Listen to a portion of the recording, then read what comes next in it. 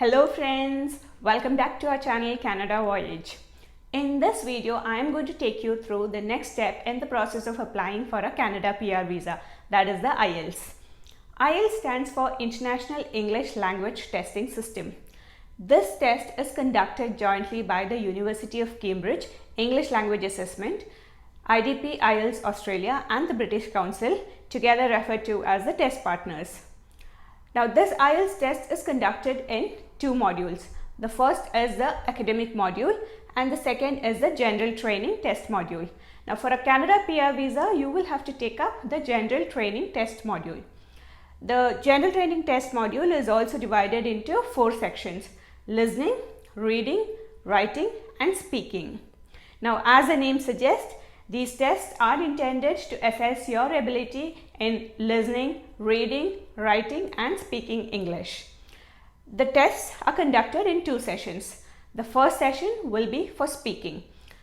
The second session will be listening, reading and writing together on the same day.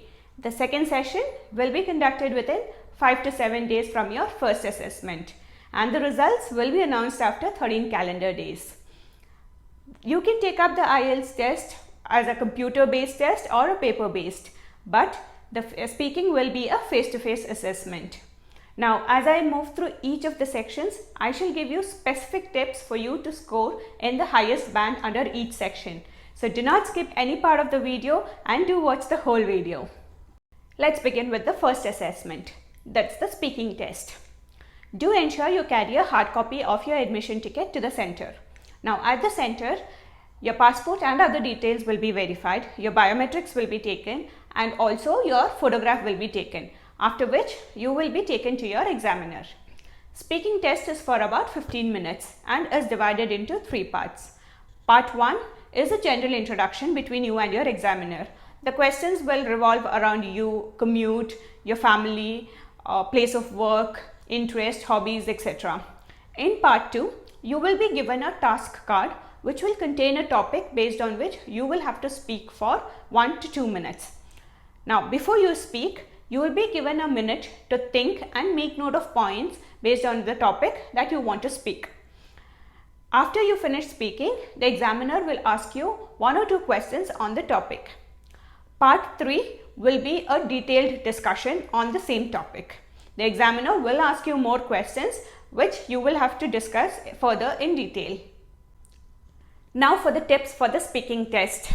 Practice, practice and practice. That is the best thing that you can do. Remember that this test is to assess your English speaking ability and not to focus on what your thoughts and ideas are and whether they are right or wrong. So focus on your vocabulary.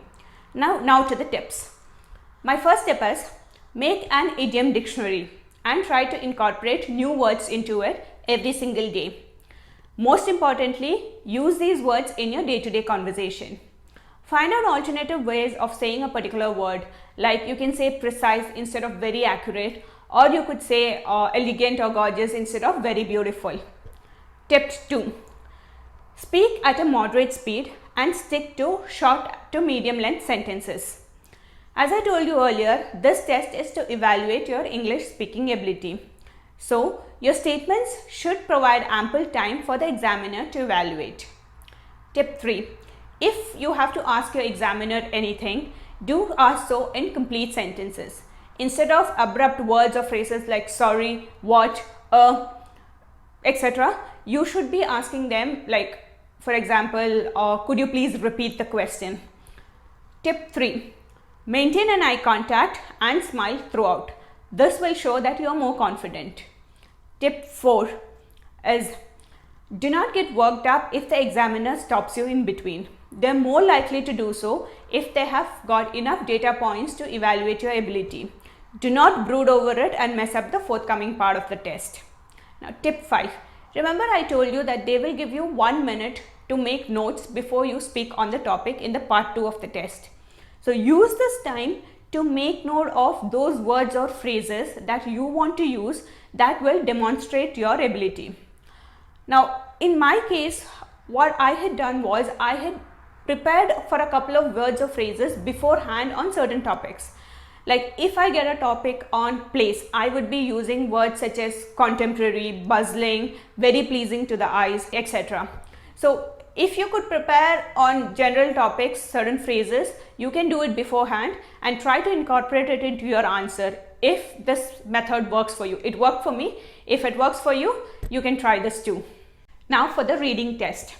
Reading test time in total is 60 minutes and you will have 3 passages and 40 questions to answer. The questions are more likely in the nature of true or false, fill in the missing words and match the following. Now for the tips. Practice, practice and practice. I repeat. One of the most important thing while doing a reading test is do not think and answer a reading test. All you have to do is read the passage, interpret the English language in the passage and answer the questions. I feel this is the easiest section in an IELTS test because the questions can be repeated as many times as you want and the answers are right in front of your eyes. Now, if you have 2 options which are closer to the answer, read the passage and the questions and look for keywords between both of them. You are more likely to find the answer. Many a times synonyms are used so that it can test your ability to interpret the language. So the practice of idiom dictionary that I said in the speaking test will work for almost all modules of IELTS. Now let's get to the next section of the test, the writing test. Time for completion is 60 minutes and you will have to write 2 tasks. Task 1 is a letter writing task where you will be given a topic or a situation and you will have to write a letter explaining the situation or requesting information. You can write the letter in personal, semi-formal or formal style. Task 2 will be an essay writing. Here you will have to explain in your own point of view on the controversy or the issue. Remember, the essay writing section is more important than the letter writing section because this carries more weightage. You will be asked to write at least 150 words for the task 1, that is your letter writing section, and at least 250 words for your essay section. Now before I move to the tips, IELTS writing is evaluated based on 5 C's. First is the conciseness, that is use of 8 to 15 words per sentence. Second is the cohesion, that is linking every idea, paragraph and statements together. Third is the coherence. All your ideas must be easily understood by the reader. Fourth is the composition, using the correct essay structure. And lastly, the coverage. Answer the question fully. Cover all of the parts of your task statements. Now let's get to the tips for your writing test. Tip 1. Think and be clear of what you're writing. Spend a minute to analyze and jot down key points based on which each of your paragraph will be built. This you can do it on the side of your answer sheet and you can erase them out later. Stick to the word count. This doesn't mean that you will not write anything over and above the limit specified. Always write 10 to 15 words over the specified limit. This will help you compensate any errors or the word counts. An evaluator might count a word as 1 while you might count it as 2. Any shortfall in the word count will cost you your score. Tip 2. Do not mess up with long sentences or use words that do not marry well with each other. For example, PAN number, ATM machine, or stating in my opinion, I think, or first and foremost. These mean the same. Also, do not go off topic or use informal language. Next, do not complicate your answers with frequent or inappropriate use of idioms. This will not do as good as you expect.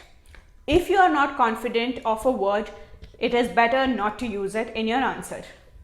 My next tip is do not mix for and against arguments. The best way to write an essay is to divide it into 4 paragraphs. The first paragraph will be an introductory paragraph where you will paraphrase the question. This means that you will write the question in your own words. The second paragraph, you will write your views for the topic, and in the third paragraph, you will write the views against the topic. The fourth paragraph, that is your concluding paragraph, you will write your point of view on the topic based on paragraph 2 and 3 above. Make sure that you do not copy more words or phrases from the question. The next tip, maintain a legible handwriting and be careful of your spelling, punctuation, grammar and spacing, especially in words such as do not, although, etc. Time management is critical but is very essential. Still, you will have to make time to proofread your work multiple times. Try to eliminate word repetitions throughout. Do not use next, thing, also in every sentence. Instead of this, you can use words such as firstly, secondly, moreover, however, foremost, etc. Also, ensure that you avoid SMS language, abbreviation and contractions. That is, using of don't instead of do not, can't instead of cannot. Similar contractions must be avoided. Now for the listening test. Read the questions first before you listen to the recording. You will be allotted 30 to 45 seconds before each recording is played. The time allotted for you is to read through the instructions. My most important tip for you here is to read through the next section's questions. Use a pencil to underline or circle keywords in the question, the options as well as the instructions. This will help you focus on what to listen when the recording is played. Do not register any answer in your mind before the recording is played. Listen to each and every word in the audio clip. You will have to listen, read and write all at the same time in this test. Instructions play a very important role in the listening test. If the instruction says use one word and you write more than a word, your answer will be marked as incorrect. For example, you use the word the bus instead of bus and the instruction says to use one word, your answer will be marked incorrect even though you have used the word bus in your answer. Similarly, spellings are also very critical in a listening test. Even if you have written the right answer and you have a wrong spelling, your answer will still be marked as incorrect. You get to listen to this recording only once. So if you have missed any part of the conversation, there is no way of getting it back. So if you have missed it, never mind. Focus on the next question and the conversation so that you do not miss any of the forthcoming answers. Remember that this audio clip cannot be replayed or stopped for you to think and recollect. The best possible option available with you will be to write the most probable answer to those questions that you have missed.